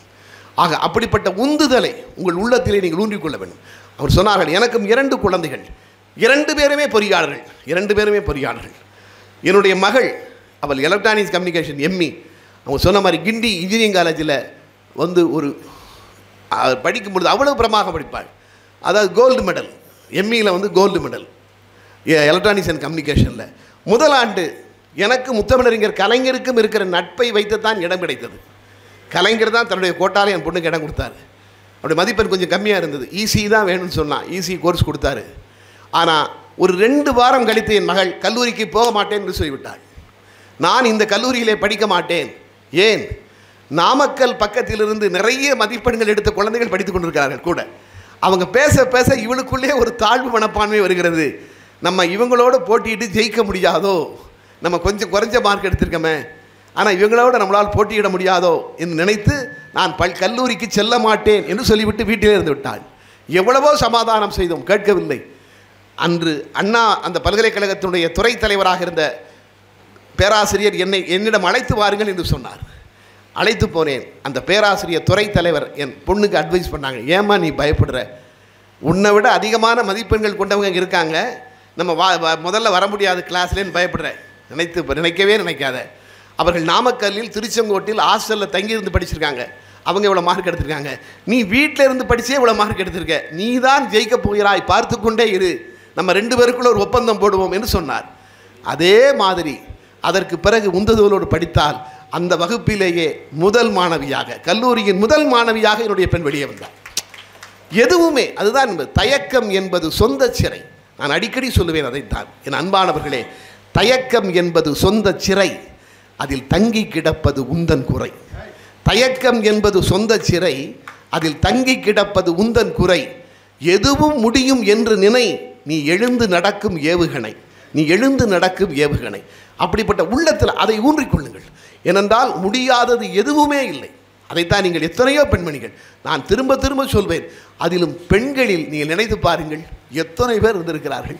ஆண்களை விடுங்கள், பெண்களில் எத்தனை பேர் உங்கள் நமக்கு வாழ்க்கையில் உதாரணமாக இருந்திருக்காங்க. நினச்சி பாருங்கள், அவருடைய வாழ்க்கை வரலாறை எடுத்து வாசித்து பாருங்கள். பிஞ்சு பருவத்திலேயே வரலாற்றின் வாசலுக்கு வந்த பிரான்ஸ் தேசத்தின் ஜோன் ஆஃப் ஆர்க், இப்படியும் ஒரு இரும்பு பெண்மணியா என்று இங்கிலாந்தையே வேக்க வைத்த மார்கரெட் தாட்சர், அனாதைகளின் சரணாலயமாய் தன்னை ஆக்கிக் கொண்ட அன்னை தெரசா, புரவியின் மீதேறி எதிரிகளை புரட்டி எடுத்த ஜான்சி ராணி லக்குமிபாய், வீரமும் விவேகம் இருந்தால் எதிரிகளை வீழ்த்த முடியும் என்று காட்டிய ராணி மங்கம்மாள், எண்ணற்ற ஒரு பெரிய பட்டியலே இருக்கிறது. ஆனால் நான் அன்பு குழந்தைகளே, நான் எந்த கல்லூரியில் மகளிர் கல்லூரிக்கு சென்றாலும் அந்த பெண் செல்வங்களை பார்த்து நான் வேண்டுவது, நீங்கள் யாருடைய வரலாற்றை படிக்கிறீர்களோ இல்லையோ, தயவு செய்து மேரி கியூரி என்கிற ஒரு பெண்மணியுடைய வரலாற்றை நீங்கள் அவசியம் படிக்க வேண்டும். நான் திரும்ப திரும்ப சொல்வது அதுதான். மேரி கியூரி என்கின்ற ஒரு பெண் அடைந்த சோதனையை வாழ்க்கையில் யாருமே அடைய முடியாது. மேரி கியூரி என்ற பெண் சாதித்த சாதனையை யாருமே சாதிக்க முடியாது. நீங்கள் அவருடைய நினைத்து பாருங்கள். வீட்டில் 5 பேர், அந்த குழந்தை வீட்டில் 5 பேருங்க. ஒரு பையன் 4 குழந்தைகள். போலந்து நாட்டில் பிறந்தா மேரியா. அப்போ தான் கியூரி கல்யாணம் பண்ண தான் மேரி கியூரி போலந்து நாட்டில் பிறந்தாள். நீங்கள் அந்த வீட்டில் அவ்வளவு சுதந்திரம். அவங்க அப்போ ரஷ்யா அடிமைப்படுத்தி வைத்திருந்தது போலந்து நாட்டை. அதனால் அவர்கள் தாய்மொழியான போலீஸ் மொழியில் யாருமே பேசக்கூடாது. அந்த மொழியில் அழுவாளாம் சின்ன வயசில் மேரியா ஸ்கூலில் படிக்கும்போது, ஏன் தாய்மொழியில் என்னால் பேசக்கூடாதா அப்படின்னு. பேசக்கூடாது என்பது உத்தரவு. அப்போ சொன்னாலாம் ஸ்கூலில் படிக்கும்போது, என் தாய்நாட்டின் பெயரை உலகமே உச்சரிப்பது மாதிரி செய்வேன் நான் பாருங்கள் என்றாலாம். அதனால தான் மேரி கியூரி பின்னாலே தான் கண்டுபிடித்த தனிமத்திற்கு போலேனியம்னு பேர் வச்சா. போலந்த் என்கிற நாட்டின் பேராக பொலேனியம் என்று பெயர் வைத்தாள். அந்த மேரி கியூரிங்க, மேரியா 9 வயதில் தனக்கு பிடித்தமான சகோதரியை இழந்தாள். ஒரு சகோதரி இறந்து போயிட்டா. அதை விட பெரிய கொடுமை, 10 வயதில் தன் அம்மாவை இழந்தாள் மேரியா. நினைத்து பாருங்கள். தாயை இழப்பது மாதிரி கொடுமை பெண் குழந்தைகளுக்கு இந்த உலகத்தில் வேறு எதுவும் கிடையாது. தாயை இழப்பது மாதிரி கொடுமை வேறு எதுவுமே கிடையாதுங்க. மேரியா 10 வயதில் தன்னுடைய தாயை இழந்தாள். தந்தை சுதந்திர போராட்டத்தில் ஈடுபட்டார் என்பதற்காக அவருடைய வேலை பறிக்கப்பட்டது. வீட்டில் 4 பேர் இருக்காங்க, வேலை இல்லை, அப்பாவுக்கு வேலை இல்லை. படித்து கொண்டிருந்த மேரியாவினுடைய படிப்பு நிறுத்தப்படுகிறது. நல்லா படிச்சுக்கிட்டு இருந்த பொண்ணு வேலைக்கு படிக்க அனுப்ப முடியாது, வசதி இல்லை. என் அன்பு செல்வங்களே, மேரியாவும் அவளுடைய சகோதரியும் ஒரு வீட்டில் பணிப்பெண்ணாக சேர்க்கப்பட்டார்கள். நான் சொல்வது எதுவுமே கற்பனை அல்ல, கதை அல்ல, வாழ்க்கை வரலாறு. மேரியா அந்த வீட்டில் ஒரு நாள் பாத்திரம் தேய்ச்சிக்கிட்டு இருக்கும்போதே மேரியாவுக்கு அப்படி அழுகையாக வந்துதான். சொன்னாலும், அக்கா கல்வி தான்க்கா நம்மளை முன்னேற்றும். அந்த குழந்தை சொல்லியிருப்பாரு, கல்வி தான் நம்மளை முன்னேற்றும்க்கா. நான் வேலை பார்த்து உனக்கு பணம் அனுப்புகிறேன்ப்பா, நீ படிக்கா. நீ வேலைக்கு போனவர் எனக்கு பணம் அனுப்பு, நான் படிக்கிறேன்ப்பா அக்கான்னு சொல்லியிருக்கா. அதே மாதிரி மேரியாவினுடைய அக்கா படிக்க போயிருக்கா. மாதம் அந்த வீட்டு குழந்தைகளுக்கு பாடம் எடுத்துக்கொண்டு பாத்திரங்களை தேய்க்கக்கூடிய ஒரு வேலைக்கார பெண்ணாக இருந்து மேரியா தன் சகோதரியை படிக்க வைத்தாள். அவள் படித்தா. அதற்கு பிறகு அந்த சகோதரிகளை படிக்க வைக்கணும். இந்த கல்லூரிகளில் வரக்கூடாத பாழாய் போன காதல் மேரியாவுடைய அக்காவுக்கு வந்துடுச்சு. கல்லூரியில் இருக்குங்க, அதுக்கு காதலுக்கு என்னங்க சம்மந்தம் இருக்குது? அது வேறு காலகட்டம். நம்ம வேலைக்கு போகணும், பெற்றோர் பார்க்க, அதெல்லாம் வேறு. இந்த கல்லூரியில் அதான் என் அன்பான குழந்தைகளே, நான் தயவு செய்து சொல்லுகிறேன், இங்கே அரங்கத்திலே இருக்கிற ஆண்கள் கூட என்னை மன்னித்து விடுங்கள். என் அன்பு குழந்தைகளே, உங்கள் அப்பாவையும் சகோதரனையும் தவிர நீங்கள் தயவு செய்து யாரையும் முழுமையாக நம்பாதீர்கள். அதான் உண்மை. அப்படி ஒரு முடிவு எடுத்துங்க. அப்பாவையும் எங்கள் அண்ணன் தம்பியை மட்டும், வேறு எந்த ஆணையும் நீங்கள் தயவு செய்து முழுமையாக நம்பாதீர்கள். ஏன்னால் இந்த உலகம் அப்படிப்பட்ட உலகம். அந்த பாழாய்ப்போன மேரியா அக்காவுக்கு காதல் வந்துருச்சு. அக்கா வீட்டில் இருக்க முடியல இவளால். தனி அறையில் தங்கினாள் மேரியா. அதில் எழுதுகிறார்கள், மேரியா சரியாக சாப்பிட முடியாமல் அவளுக்கு இரத்த சோகை நோயே வந்துதாங்க. சரியாக சாப்பிடலை, வசதி இல்லை. அந்த மேரியா தான் கியூரியை கல்யாணம் பண்ணுறா. நோபல் பரிசு கிடைத்தது. அதுக்கப்புறமும் அவளை கொடுமை விட்டதாக இல்லை. நோபல் பரிசு கிடைத்ததற்காக ஒரு விருந்து நடைபெற்றது. அந்த விருந்துக்கு நல்ல வேளை மேரியா போகலை, கியூரி மட்டும் போனார் விருந்தில் கலந்துக்கிறதுக்கு. விருந்தில் கலந்து கொண்டு திரும்புகின்ற பொழுது அவர் குதிரை வண்டியில் போனார். வருகின்ற பொழுது அந்த குதிரை வண்டி விபத்தாகி இறந்துட்டார். கியூரி இறந்து விட்டார். எல்லோரும் மேரியாவை கிண்டல் செய்தார்கள். இவள் முட்டாள், இவளுக்கு ஒன்றுமே தெரியாது. கியூரிக்கு தான் எல்லாம் தெரியும். அவர் சொல்லி சொல்லி கொடுத்து தான் இவளுக்கு நோபல் பரிசு கிடைத்தது. கிண்டல் செய்தது அந்த உலகம். அப்பொழுது மேரியா சபதம் உண்டாள், மறுபடியும் தனித்து நின்று நான் நோபல் பரிசு வாங்கி காட்டுவேன். மறுபடியும் தனித்து நின்று மேரியா நோபல் பரிசு வாங்கினாள். என் அன்பு செல்வங்களே, உலகத்திலேயே இதுவரையிலும் இயற்பியல் வேதியியல் என்ற 2 வெவ்வேறான துறைகளில் நோபல் பரிசு வாங்கியதே கிடையாது. அப்படி வாங்கிய ஒரே ஜீவன் மேரி கியூரி. நினைத்து பாருங்கள். அதற்கு பிறகு தன்னுடைய குழந்தையை உருவாக்கி தன் குழந்தைக்கும் நோபல் பரிசு கிடைத்தது. மேரி கியூரியுடைய குழந்தைக்கும் நோபல் பரிசு கிடைத்தது. நினைச்சு பாருங்க, எவ்வளவு சோதனைகள். அத்தனை சோதனைகளையும் தாண்டி வெற்றி பெற்ற மேரியா.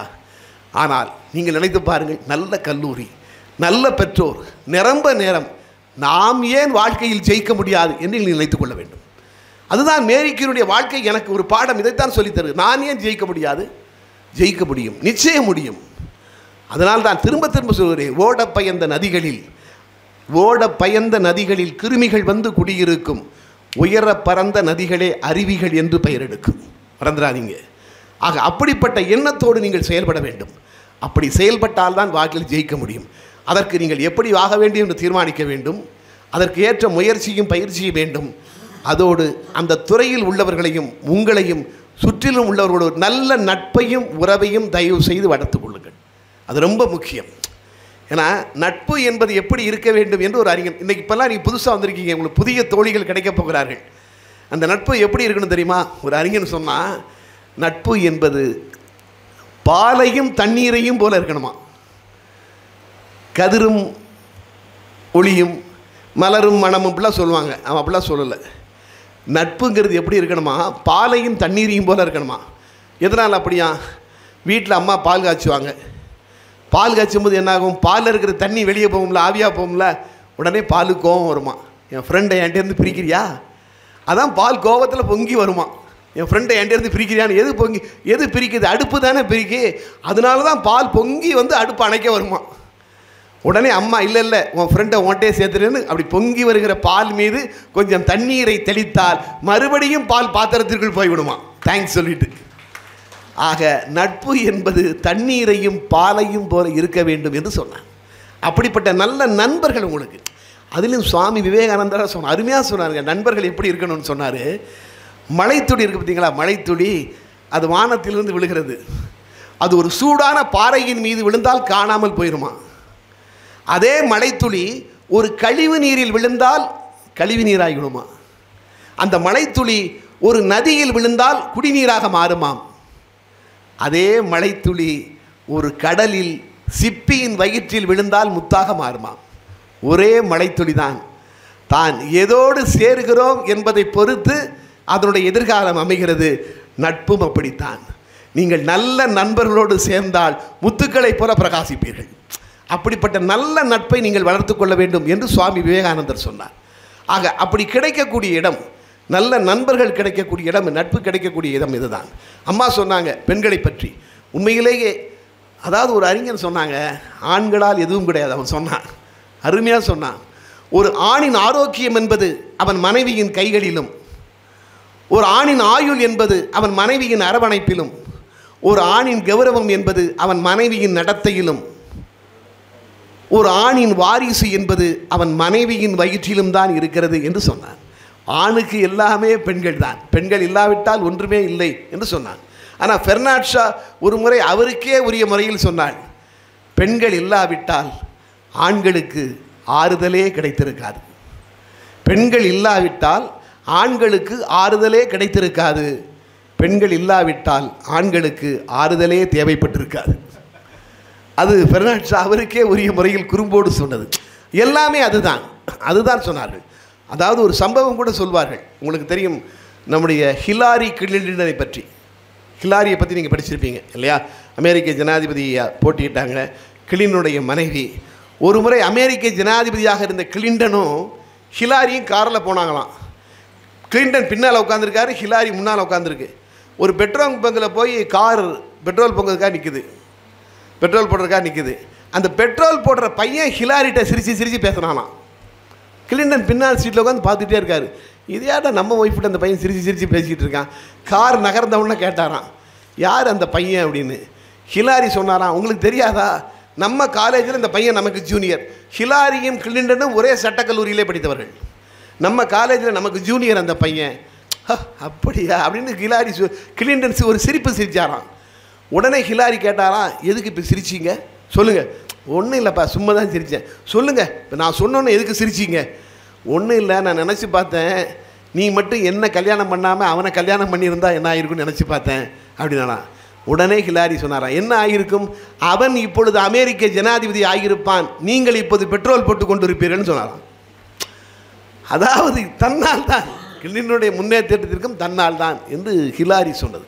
ஆக எல்லாவற்றிற்கும் அடிப்படை பெண்தான் என்பதில் இரண்டாவது இதுவே கிடையாது, முக்கியம். அதனால்தான் நான் சொல்கிறேன், திரும்ப திரும்ப அப்படிப்பட்ட இடத்திலே இருக்கக்கூடிய நீங்கள் ஒரு இடத்திற்கு ஒரு முடிவு செய்துவிட்டு இப்படித்தான் ஆக வேண்டும் என்று முடிவு செய்யுங்கள். அதற்கான முயற்சியும் பயிற்சியும் எடுத்துக்கொள்ளுங்கள். அப்படிப்பட்ட அதோடு இருந்தவர்களை அவர்களோடு தொடர்பு கொள்ளுங்கள். அவர்களோடு ஒரு நல்ல நட்பை வளர்த்து கொள்ளுங்கள். நாம் எதுவாக மாற வேண்டுமோ, எப்படி வந்தார்கள், அப்படிப்பட்ட புத்தகங்களை படிக்கலாம், அப்படிப்பட்ட மனிதர்களை நேரில் சந்திக்கலாம். ரொம்ப எல்லாவற்றையும் விட முக்கியமானது, தயவு செய்து இப்போ தான் உங்களுக்கு நேரம் கிடைக்குங்க. இங்கே கிடைக்கிற நேரம் எங்கேயுமே கிடைக்காது. கல்லூரியில் படிக்கின்ற பொழுது உங்களுக்கு கிடைக்கிற நேரம் எங்கேயுமே கிடைக்காது. அந்த நேரத்தை வீணாக்காமல் நீங்கள் தயவு செய்து நிறைய வாசியுங்கள். மீண்டும் மீண்டும் அது சம்பந்தப்பட்ட பயிற்சி. நீங்கள் எதுவாக போகிறீர்களோ அதுதான் தேவை. இப்போ நானும் காவிய கவிஞர் வாலி அவர்களும் 10 ஆண்டு காலம் நண்பர்கள். அவர் ஒரு பாடலாசிரியர் வாலி இல்லையா, 4 தலைமுறைக்கு பாடல் எழுதியவர். இந்தியாவிலேயே அதிகமான சினிமா பாட்டு அவர் தான் எழுதியிருக்கிறார். அதற்கு என்ன தேவை? நிறைய படிக்க வேண்டும், நிறைய பேச தெரிய வேண்டும், எதிர் விளையாட தெரிய வேண்டும். இப்போ அவர்கிட்ட ஒரு முறை கேட்டார், ஒரு பிரபல நாவலாசிரியர் நான் பார்த்தசாரதி, நீங்கள் எதுக்கு வாலின்னு பேர் வச்சிங்க? அதுக்கு வாலி சொன்னார, ராமாயணத்தில் வருகிற வாலிக்கு ஒரு ஆற்றல் உண்டு, ஒரு வரம் உண்டு. அவர் எதிர யார் போனாலும் அவர்கள் அறிவில் பாதி வாலிக்கு போயிடும், அவருடைய வீரத்தில் பாதி வாலிக்கு போயிடும். அதே மாதிரி எனக்கு ஒரு ஆசை, என் எதிரில் யார் வந்தாலும் அவர்கள் அறிவில் பாதி எனக்கு வந்துவிட வேண்டும் என்றுதான் நான் வாலி என்று பெயர் வைத்துக் கொண்டேன்.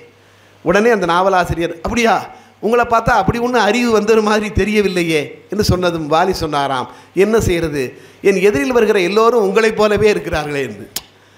அதாவது இந்த எதிர் விளையாடுகிற ஆற்றல் அதுதான் முக்கியம். ஆக அப்படிப்பட்டவர்களை, அப்படிப்பட்ட சம்பவங்களை, அப்படிப்பட்ட சரித்திரங்களை படிக்கின்ற பொழுது நாம் இப்படித்தான் மாற வேண்டும் என்கிற எண்ணம் வரும். ஆக என் அன்பானவர்களே, நான் நிறைவானது வருகிறேன். அந்த கேள்வி காத்து கொண்டிருக்கிறது, நான் உங்களிடம் கேட்க வேண்டிய கேள்வி. நீங்கள் இன்றைக்கி ஒரு நல்ல இடத்துக்கு வந்திருக்கிறீங்க, பொறியியல் கல்லூரிக்கு வந்திருக்கீங்க. அவங்க சொன்ன மாதிரி இப்போ எங்கள் அப்பாவும் அம்மாவும் 8ஆம் வகுப்பிற்கு தான், 2 பேரும் 8ஆம் வகுப்பு தான் படித்தார்கள். நான் இன்று பொதுப்பணித்துறையை பணியாற்றிவிட்டு மறுபடியும் என்னை தமிழ்நாடு அரசு தமிழ்த்துறை நியமித்திருக்கிறது. என்னுடைய தம்பி, என் உடன் பிறந்த தம்பி, நம்ப மாட்டீர்கள், 4வது படிக்கின்ற பொழுது அவனுக்கு புத்தகம் வாங்கி கொடுக்க கூட எங்கள் வீட்டில் காசு இல்லை. என் தந்தை ஒரு கிராம அதிகாரியாக பணியாற்றியவர். அப்போ இருந்த அரசு திடீரென்று 1980களில் கிராம அதிகாரிகளை எல்லாம் நடு இரவோடு வீட்டுக்கு அனுப்பியது. நைட்டே வேலை போயிடுச்சு, சாயந்தரம் வேலை இருந்து காலையில் எந்திரிச்சு பார்த்தா வேலை இல்லை. வேலை என்ன பண்ணுவது? நான் கல்லூரியிலே படித்து கொண்டிருக்கிறேன். 1 மாதம் கூட என்னால் ஃபீஸ் கட்ட முடியல, ஹாஸ்டல் ஃபீஸ் காலி பண்ணேன். என்னுடைய தம்பி ஸ்கூலுக்கு என்னென்ன புத்தகம் வேணும் நான் எழுதி கொடுத்தாங்க, எந்த புத்தகத்தையும் இவங்களால் வாங்கி கொடுக்க முடியல. 1 வருடம் பள்ளிக்கூடமே செல்லவில்லை. அதற்கு பிறகு 6வது வகுப்பிலிருந்து படிக்க ஆரம்பித்தான். இன்று சென்னையில் தமிழ்நாடு அரசு IAS IPSக்காக ஒரு காலேஜ் வச்சுருக்கு, ட்ரைனிங் கொடுக்கறதுக்கு. அந்த கல்லூரியுடைய முதல்வர் என்னுடைய தம்பி. வறுமை எங்களை தடுக்கவில்லை. நான் அதற்காக பெருமைக்காக சொல்லவில்லை. என் அன்பு செல்வங்களே, வாய்ப்பை நீங்கள் பயன்படுத்த வேண்டும், அதுதான் ரொம்ப முக்கியம். திரும்ப திரும்ப நான் சொல்வது, உங்களால் முடியாதது எதுவுமே இல்லை. எல்லோரிடமும் நம் படிக்க வேண்டும். அதே மாதிரி உங்கள் உடல் நலத்தை ஆரோக்கியமாக பண்ண வேண்டும் என்பது ரொம்ப முக்கியம். எல்லோரையும் நீங்கள் அனுசரித்து நடக்க வேண்டும். அதாவது நல்ல ஒரு பண்பை வளர்த்து கொள்ளுங்கள். ஒரு புன்னகையோடு பேசக்கூடிய ஒரு பண்பை நீங்கள் வளர்த்து கொள்ளுங்கள். நான் இந்த கேள்விக்கு வருகிறேன். அதாவது நான் ஒரு எழுத்து சொல்வேன் என்று சொன்னேன் இல்லையா? உயிர் எழுத்தில் ஆரம்பிக்கிறேன் இல்லையா? உயிர் எழுத்து விட்டுருங்க, மெய்யெழுத்துக்கு வருமே, இல்லை உயிர்மை எழுத்து. முதல் எழுத்து காவா, கா சா ஞா டா நா தா நா பாமா யா ரா லா பா ரா லா ராணா இல்லையா? காணா விட்டுருங்க. இந்த ஞானா இருக்குது பாருங்கள், ஞா, அதில் எனக்கு யாராவது ஒரு 5 பேர், இப்போ காணால் கல்வி, கல்லூரி, கம்பு, கம்பம் என்னென்ன சொல்லலாம். ஞானால எனக்கு ஒரு 5 எழுத்து சொல்லணும். இதோட நான் முடிச்சிடலாம், 1 மணிக்கு முடிக்கிறேன்னு சொல்லியிருக்கேன்.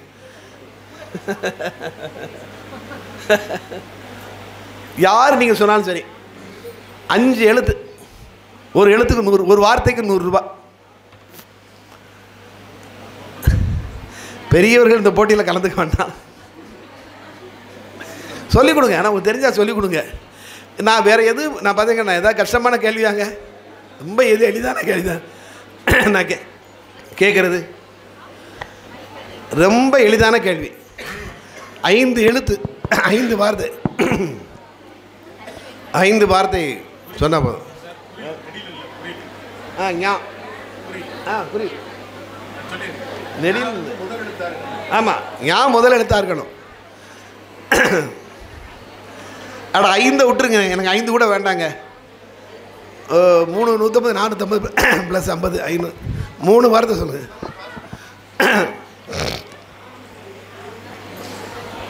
தப்பாக சொன்னீங்கன்னா உங்கள்கிட்ட 100 வாங்கிடுவேன்.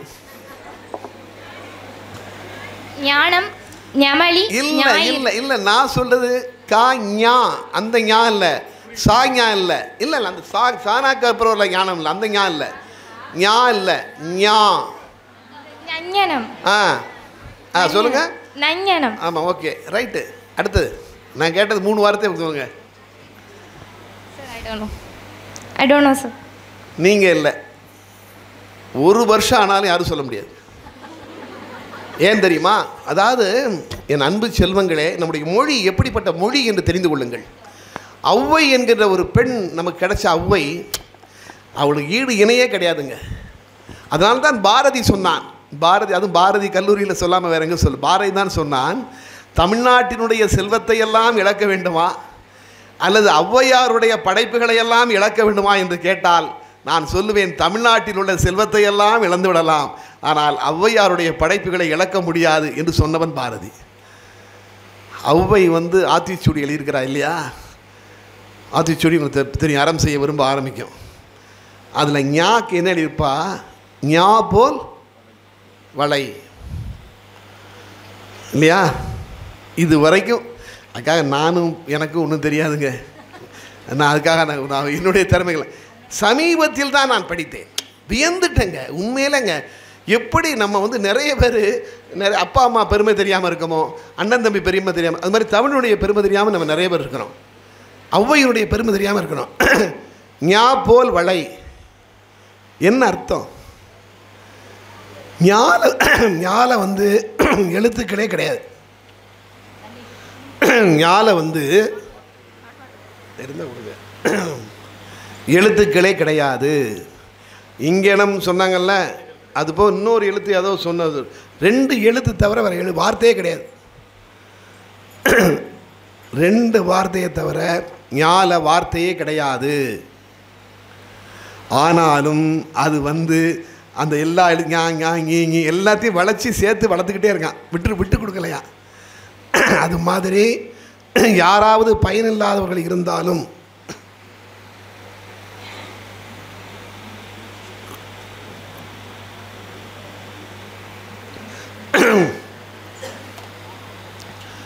பயனில்லாதவர்கள் இருந்தால் கூட அவர்களையும் நாம் வளைத்து காப்பாற்ற வேண்டுமா? இவளால் வீட்டில் பயன் இல்லை, எதுக்கு?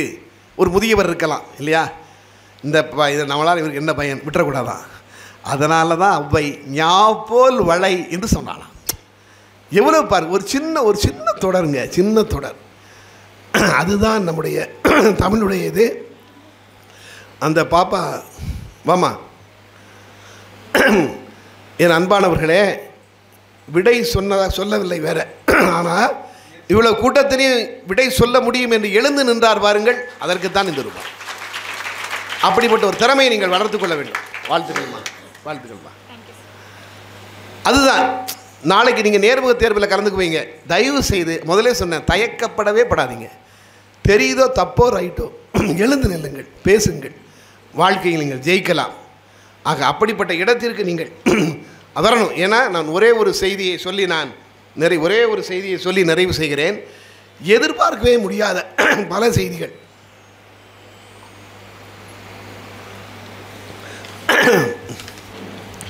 நம்மால் முடியும் என்று நினைத்தால் முடியும். இருக்கட்டும். இங்கிலாந்தில் நான் இப்போ நீங்கள் கூட எதிர்பார்க்கவே முடியாது, என்ன முடிவு தெரியவே தெரியாது. இங்கிலாந்து ராணி ஒரு குதிரை வண்டியை வச்சுருப்பாங்க. அந்த குதிரை வண்டியில் 7 குதிரைகள் பூட்டப்பட்டிருக்கு. இதோட நம்ம அந்த குதிரை வண்டியோடு நிறுத்திடும், சரிங்களா? குதிரை வண்டி நிற்கும் போது என் பேச்சு நின்றோம். நல்ல கவனிங்க, 7 குதிரைகள் பூட்டப்பட்டிருக்கும். அந்த குதிரை வண்டி மாதிரி வேறு யாரும் வைக்கக்கூடாது என்பது அந்த நாட்டினுடைய சட்டம். அதே குதிரை வண்டி மாதிரி யார் வாங்கினாலும் ராஜ துரோக தண்டனை அவர்கள் மீது வழக்கு தொடரப்படும். ஒரு கோடீஸ்வரர் பார்க்குறார், அது என்ன ராணிக்கு மட்டும் வண்டி? எப்படி எல்லா ஊர்லேயும் இப்படி 2 பேர் இருப்பாங்கல்ல, அது ராணிக்கு மட்டும் என்ன? நானும் அதே வண்டி வாங்குவேன், அதே கலரில் வண்டி, அதே மாதிரி ஒரு வாழை போட்டு ஓட்டுறாரு. ராணி வண்டி ஓட்டுறவன் என்ன கலரில் தொப்பி போட்டுருமானோ அதே கலர், எந்த மாற்றமும் இல்லைங்க. 7 குதிரை, வெள்ளை குதிரை, 7 குதிரை எல்லாம் ரெடி பண்ணி ஒரு நாள் போயிட்டார். ராணி தான் வர்றாங்கன்னு சொல்லி எல்லா மக்கள் நீங்கள் யாரோ ஒருத்தர் போயிட்டுருக்காரு. ஒரே திகைப்பு எல்லாருக்கும். அன்று மாலையே அந்த கோடீஸ்வரர் கைது செய்யப்படுகிறார், ஜெயிலில் போட்டாச்சு. அவருக்கு பல பேர் வாதிட வர்றாங்க, ஆனாலும் எப்படி வாதிட முடியும்?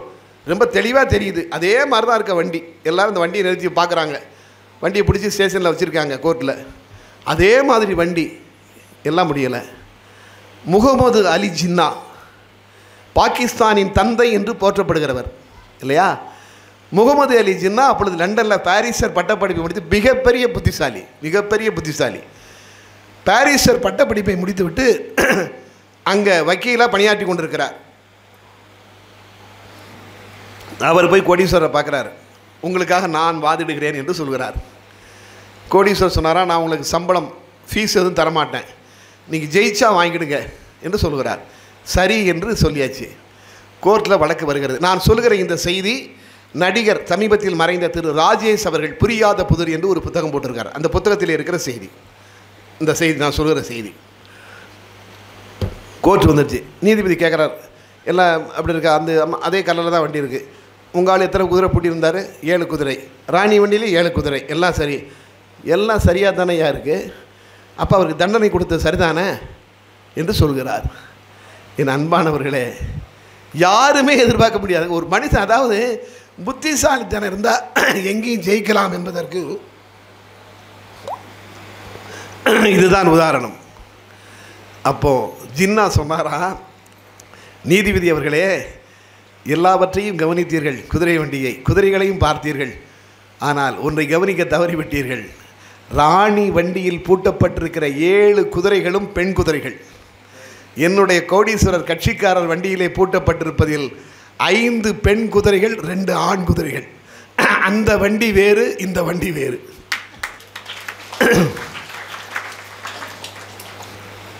இந்த ஒரே ஒரு பதிலுக்காக வழக்கு ரத்து செய்யப்படுகிறது. மறு வாரம் அந்த கோடீஸ்வரர் வீட்டில் மிகப்பெரிய விழா. ஜின்னாவிற்கு ரெட் கார்பெட் வெல்கம். ஜின்னா நடந்து போகிறார். ஜின்னா கையில் முதல்ல பணம் தர மாட்டேன் என்று சொன்னார் அல்லவா கோடீஸ்வரர். அவர் கையில் பிளாங்க் செக் புக், 100 செக்கு கையெழுத்து போட்டு, எத்தனை லட்சம் எத்தனை கோடினாலும் எழுதிக்க, இந்த செக் புக் எவ்வளவு நாள்னாலும் செல்லும். ஜின்னா கையில் அந்த புத்தகத்தை கொடுக்கிறார். உலகத்திலேயே தன் புத்திசாலித்தனத்தால் அதிகமான வருமானம் பெற்ற வக்கீல் முகமது அலி ஜின்னா. உலகத்திலே பதிவு செய்யப்படுகிற செய்தி.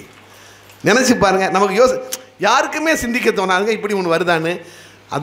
அதுதான் என் அன்பு குழந்தைகளே, நான் திரும்ப திரும்ப சொல்வது, எல்லா வினாக்களுக்கும் விடை இருக்கிறது, எல்லா வினாக்களுக்கும் விடை இருக்கிறது. அதுதான் முக்கியம். ஆக அதை உணர்ந்து கொண்டு வாழ்க்கையில் நாம் ஜெயிக்க வேண்டும். நமக்கு வெற்றியின் வாசல் திறந்திருக்கிறது. நம்முடைய வெற்றிக்கான திலகமே வைத்திருக்கிறார் என்று நீங்கள் நினைத்து கொண்டு உங்களுடைய வெற்றி பயணத்தை இங்கே தொடர வேண்டும். நம்முடைய வணக்கத்திற்குரிய தாளாளர் அவர்கள், அவரை பாருங்கள், அவ்வளவு உடல்நலம் இல்லாமல் இருந்தாலும், இன்றைக்கி மருத்துவர் நீங்கள் போகவே கூடாது என்று சொன்னாலும், இல்லை முதலாண்டு படிக்கக்கூடிய மாணவிகளை நான் சந்திக்க வேண்டும் என்று ஓடோடி வந்திருக்கிறார்.